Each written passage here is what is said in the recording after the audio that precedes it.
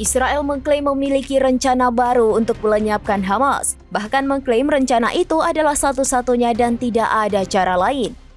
Mengutip Tribun News pada 10 Maret 2025, hal itu dilaporkan oleh mantan penasihat keamanan nasional Israel Yaakov Amidor.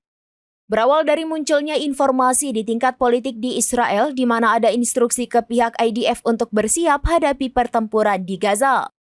Israel disebut telah memetakan arah untuk secara bertahap meningkatkan tekanan terhadap Hamas hingga pada titik melancarkan invasi lain ke jalur Gaza. Disimpulkan bahwa militer Israel berpotensial akan menginvasi Gaza dengan kekuatan besar-besaran dan jauh lebih besar dari sebelumnya. Tujuannya untuk menguasai dan menduduki Gaza di area tertentu sambil menargetkan elemen-elemen Hamas seperti yang dikutip Kabarni pada Minggu 9 Maret 2025.